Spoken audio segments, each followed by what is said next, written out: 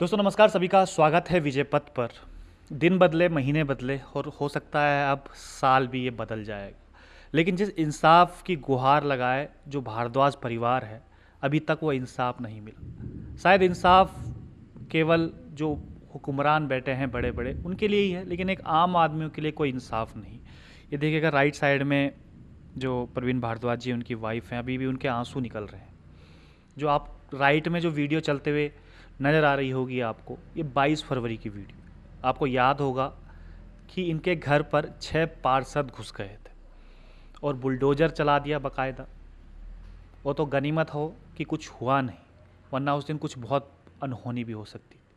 और उल्टा 307 का मुकदमा भारद्वाज जी के पास करीबन 7 महीने आज बीत चुके हैं, लेकिन अभी भी जो आंसू है वो थमने के नाम नहीं ले रहे। तो अब इसे हम लोकतंत्र की हत्या ना कहें तो क्या कहें कि एक आम आदमी दर दर भटक रहा है, उसके घर पर हमला हो जाता है। ज़रा आप खुद कल्पना कीजिएगा, आपके घर में जो जिनको आपने चुना है जनप्रतिनिधियों को, वो आ जाएं बुलडोज़र लेकर और आपका घर तोड़ दें, और पुलिस, शासन, प्रशासन सब मौन। तो क्या हो ऐसे में? क्या लोकतंत्र इसे ही कहेंगे? क्या इसी को हम आज़ादी कहेंगे? भारद्वाज जी के पास हम आए हैं क्योंकि हम लगातार अपडेट भी लेते रहते हैं कि क्या हो रहा है, क्या नहीं हो रहा है। देखिएगा मैडम के अभी आंसू निकल रहे हैं बैठे। भारद्वाज जी, क्या चल रहा है अभी तक? कुछ हुआ है इसमें? सर 7 महीने इस घटना को हो गए। 7 महीने से मैं एक डीजीपी साहब के पास में, एसएसपी के साथ पास में, थाना इंचार्ज के पास में, चौकी इंचार्ज के पास में सब दूर लगातार भटक रहा हूँ।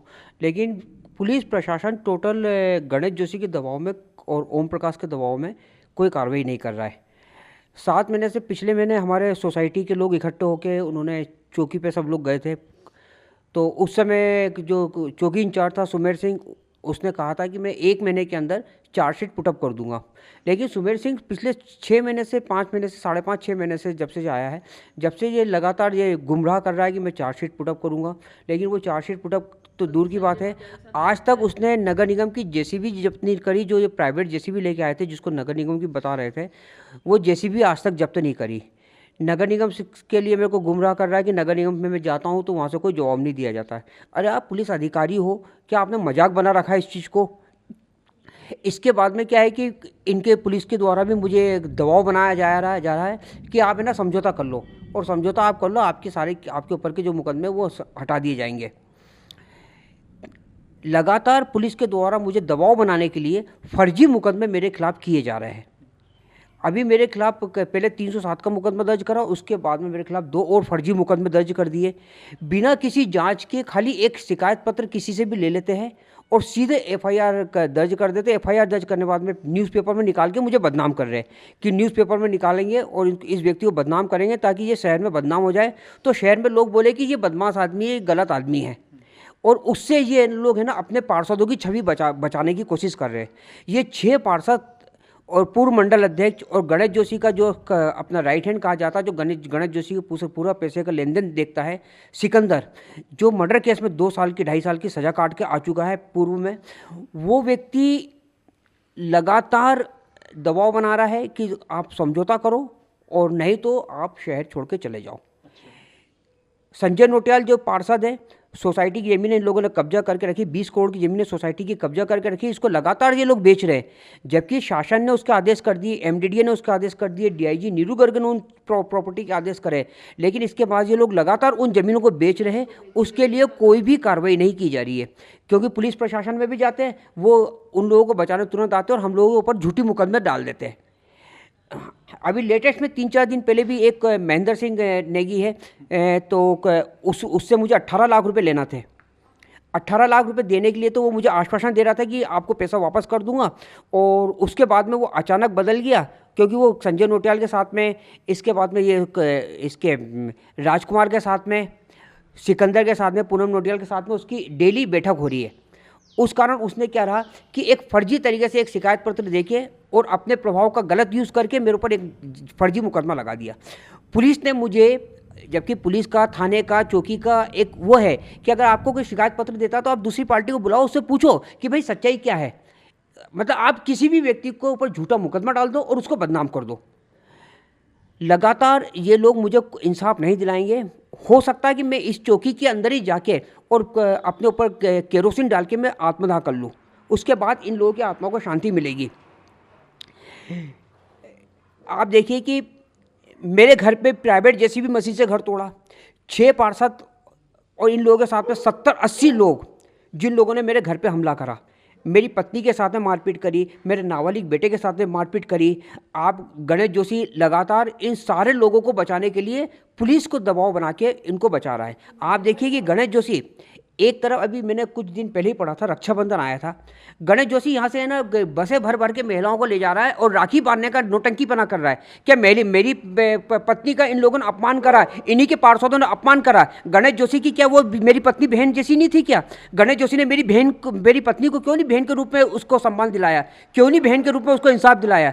अगर तुम ऐसे भाई बनते हो कि तुम समाज में शोबाजी कर रहे हो कि तुम महिलाओं को इकट्ठा करके उनका वोट बैंक इकट्ठा कर रहे हो, तो वो बात अलग है। अगर तुम सच्चे दिल से अगर तुम भाई बनते होते तो ये महिला भी तुम्हारे बहन की समान थी। तुमको है ना अपने पार्षदों को दंडित करने के लिए प्रशासन को आदेश करना था, उनको दंडित करना था, आपको उनको बचाना नहीं था। बिल्कुल सही बात कही है। और गणेश जोशी जिनके बारे में बार बार जिक्र हो रहा है, कैबिनेट मंत्री हैं। एक कैबिनेट मंत्री गणेश जोशी, अब हमने प्रेमचंद अग्रवाल को देखा, सरेआम गुंडागर्दी कर रहे हैं। एक दूसरे गणेश जोशी जो एक आम आदमी है, उल्टा 307 का मुकदमा इन पे लगा दिया। हाफ मर्डर होता है 307, लगातार मुकदमे हो रहे हैं और इनके खुद के घर पर हमला हो जाता है, इनकी बीवी और बच्चे के साथ मारपीट हो जाती है। तो जो मैंने स्टार्टिंग में बात करी थी लोकतंत्र की, भाई आखिर लोकतंत्र बचा कहाँ? लोकतंत्र खाली उनके लिए है जो खाली सत्ता में मौजूद है, क्योंकि जो 6 पार्षद हैं वो खुद भारतीय जनता पार्टी के पार्षद हैं। खुद इस बात का आप अंदाज़ा लगाइएगा। सीसीटीवी फुटेज इनके पास है किस प्रकार से, जो आप देख भी रहे होंगे चलते हुए, जो मैंने स्टार्टिंग में चलाई थी, कि किस प्रकार से घर पर हमला हो जाता है। सर वो हमला तो हुआ, वो ठीक है। पुलिस वाले आज तक हमको परेशान कर रहे हैं, हम पर दबाव बनाया जा रहा है, मतलब इतना परेशान कर दिया है। सुमेर सिंह तो आए दिन है ना, रोज़ संजय नोटियाल के साथ शाम को आपको मिलेगा बैठा हुआ, दारू पीता है उसके साथ में, और जो 2-3 और उसके साथ हवलदार है वो भी वहाँ बैठे रहते हैं।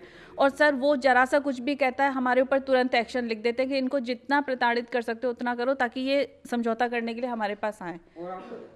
मतलब इस तरीके एक से चीज़ और बताता हूँ सर कि जो लोग अगर मेरे मतलब आसपास के लोग जो मेरे साथ में मतलब मेरी सहायता करने के लिए आगे आ रहे हैं, उसको एसओ जो राजपुर एसओ है वो उनको धमकी देता है कि अगर तुम भारद्वाज का साथ दोगे तो तुम जेल जाओगे। उन लोगों को धमकी दे रहा। और उसमें भी एक व्यक्ति अंशुल करके था, उसको भी जबरदस्ती 151 में बिठाया और उसको उठा के है ना रात भर थाने बैठा के रखा। अगले दिन फिर उसकी एसडीएम कोर्ट से जमानत हुई और उससे बोला कि भारद्वाज के साथ जाएगा तो इसको ना मजिस्ट्रेट को बोल देना, इसको जेल भेजे। ये शब्द एसओ राजपुर के हैं। ऐसी द्वेष की भावना, ऐसी दुश्मनी की भावना पुलिस एक उस परिवार के साथ निभा रही है जिस परिवार को इन्हीं के नेता लोगों ने जिसके ऊपर अपराध किया है।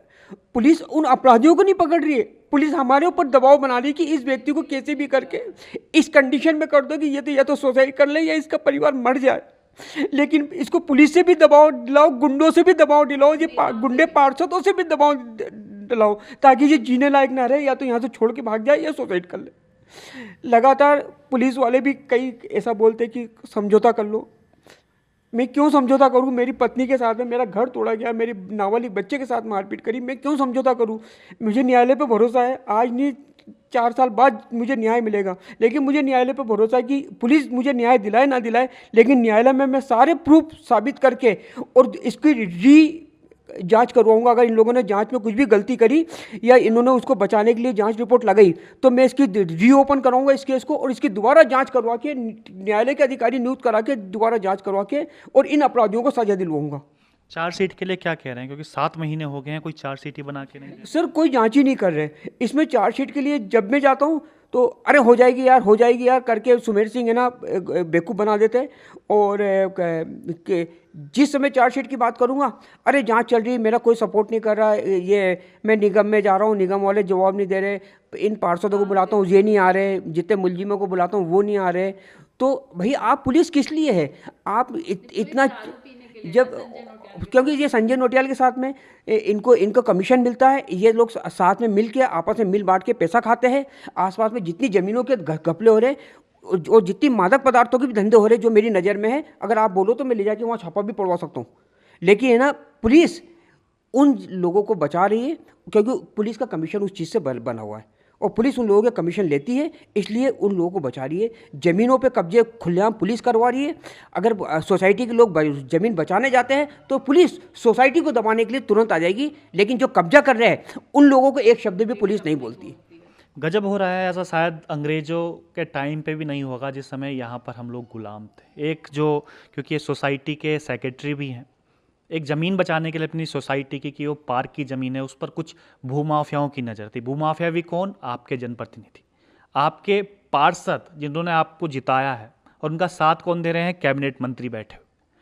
सर एक तरफ सीएम साहब कहते हैं कि अब ज़मीनों पे कोई अतिक्रमण नहीं होगा, हम आपका सहयोग करेंगे, और अब है ना उत्तराखंड में कोई ज़मीनें हड़पी नहीं जाएंगी, इस पर कार्रवाई की जा रही है। और सर यही इन्हीं की पार्टी के लोग कब्जा कर रहे हैं और उनको मतलब हटाया नहीं जा रहा है। लेकिन जो बेचारे सीधे साधे लोग हैं जो सालों से बसे हुए हैं, उनके घर तोड़े जा रहे हैं, उनको बेघर किया जा रहा है। बारिश के टाइम में, सर बरसात के टाइम में उनका घर तोड़ा जा रहा है। आप सोचिए वो व्यक्ति कैसे रोड पर पड़ा होगा। और यहाँ इन्हीं के पार्टी के लोग आराम से बाउंड्री वॉल करा रहे हैं इलीगल ज़मीनों पे, आप नक्शे पास करवा रहे हैं, बिजली का कनेक्शन ले रहे हैं, पानी का कनेक्शन ले रहे हैं। सर यही राजनीति है मुझे लगता है शायद बीजेपी की, कि अपनों को खिलाओ और जो आपको वोट दे रहे हैं उनको सड़क पर ले आओ। तो मुझे लगता है ये लोग यही वाली राजनीति कर रहे हैं। आम जनता देख रही है आपको, कई लोग आपको सपोर्ट भी करना चाहते हैं, क्योंकि कई लोगों को पता भी नहीं होता है कि क्या कुछ चल रहा है। आगे क्या प्लान है, किस तरीके से लोग आपको सपोर्ट करें? सर मैं बस जनता से यही निवेदन करता हूँ, आज मेरे परिवार के साथ हुआ, कल से किसी भी परिवार के साथ हो सकता है। तो जनता को इसको निकल के सामने आना चाहिए, मेरे परिवार को न्याय दिलाना चाहिए और ये बदलाव लाना चाहिए कि आप अगर बीजेपी का झंडा ले लोगे तो आप सही हो गए, और अगर आप बीजेपी के लोग अगर कोई अन्याय कर रहे हैं आपके साथ, अगर आप उसके विरोध में आवाज़ उठाते हो तो सारे ये बीजेपी के कौवे एक हो जाते हैं और उस व्यक्ति को जीने लायक नहीं छोड़ते हैं। तो मैं जनता से निवेदन करूंगा कि जनता सब आगे आए और बदलाव लाना चाहिए और अच्छे लोगों को आगे लाना चाहिए, और मेरे परिवार को अगर न्याय दिलाने में जनता मेरा सहयोग करे तो मैं हमेशा जनता का आभारी रहूँगा। चलिए, कल आज भारद्वाज परिवार के साथ ये हुआ है, कल हो सकता है वो आपका परिवार भी हो, आपके बच्चों के साथ, आपकी वाइफ के साथ, आपके किसी घर के अन्य सदस्य के साथ इस प्रकार का हादसा भी हो सकता है जिस प्रकार आज इनके साथ हुआ। इनके खुद के घर में एक बुलडोज़र लाया जाता है, केवल गलती इतनी थी क्योंकि इन्होंने सोसाइटी की जो अपनी ज़मीन है उसको बचाने का प्रयास किया, जिस पर भूमाफियाओं की नज़र थी। खुद उल्टा इनके ऊपर मुकदमा हो गया, खुद जो अलग अलग तरीके के मुकदमे हो रहे हैं, कोर्ट कचहरियों के चक्कर काट रहे हैं। तो अब हमको सोचना है कि हम किस प्रकार से अपने जनप्रतिनिधि चुन रहे हैं, जो सत्ता में शीर्ष पर बैठे हुए हैं, टॉप पर, वो किस लेवल के हैं।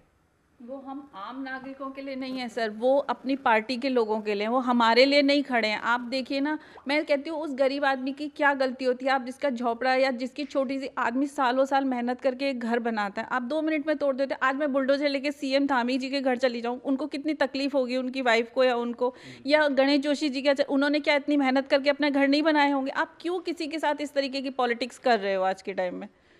कुछ आप बता रहे थे कि अगर न्याय नहीं मिला तो कुछ आगे का कार्यक्रम क्या कुछ रहेगा?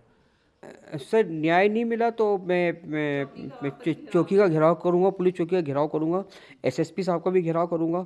उसके बाद भी अगर जिस दिन मेरे को लगेगा कि मैं हार रहा हूँ उस दिन मैं आत्मदाह कर लूँगा। नहीं, ऐसा मत कीजिएगा, उम्मीद है आप भी मत थोड़ा सा रहिएगा, क्योंकि मुसीबत आती है, सत्य कभी पराजित नहीं होता। कोई बात नहीं, मुसीबत आ रही है, टाइम लगेगा लेकिन हम लड़ेंगे, मेहनत करेंगे, हार नहीं मानेंगे। इन सबको सजा दिलवाएंगे, देखना, इन सबको सजा दिलवाएंगे, देखना। एक दिन यही लोग जेल में सजा काट रहे होंगे और तब हम इनसे बोलेंगे कि अब आप बताइए कि कैसे तकलीफ होती है जब परिवार यहाँ बैठा होगा और ये जेल में सजा काट रहे होंगे। आप भी अगर ये वीडियो देख रहे होंगे तो आप सब भी इनका साथ दीजिएगा, इनको इंसाफ दिलाने में एक मुहिम है, आगे आप आगे आइए। मैं जनता से क्योंकि सर यही अपील करना चाहूँगी कि प्लीज़ अब उत्तराखंड में बदलाव लाएं, एक अच्छी सरकार लाएं, किसी को भी चुने, कोई भी एक अच्छा कॉमन व्यक्ति भी चुने तो एक अच्छा व्यक्ति लाएं, इन लोगों को दोबारा ना लेकर आए। बस मेरी यही निवेदन है कि ये सत्ता दोबारा नहीं आनी चाहिए यहाँ पर। चलिए, उम्मीद करते हैं कि जो परवीन भारद्वाज जी आगे करने वाले हैं, उनसे जवाब मांगने वाले हैं, पुलिस से चौकी का घेराव करने वाले हैं, तो आप सब भी इनके साथ होंगे। केवल फेसबुक पर कमेंट लिखने से नहीं, बल्कि खुद धरातल पर, ग्राउंड पर आकर इनके कंधे से कंधे मिलाकर अगर आप साथ खड़े होंगे तो तभी जाकर जो शासन प्रशासन है, क्योंकि जनता जनार्दन होती है, जनता सब जानती है और जनता से ही ये लोग हैं। तो आम जनता, क्योंकि ये आपके बीच में से एक आम वोटर है, आम वोटर पे अगर आज कुछ तकलीफ़ आई है तो आम वोटर को ही उसकी मदद कर। तो उम्मीद करते हैं कि परवीन भारद्वाज के जो परिवार है उनको इंसाफ ज़रूर मिलेगा, जो इंसाफ के लिए लगातार 7-8 महीनों से ये भटक रहे हैं। तो फिलहाल बनी रहिएगा विजय पथ न्यूज़ पर।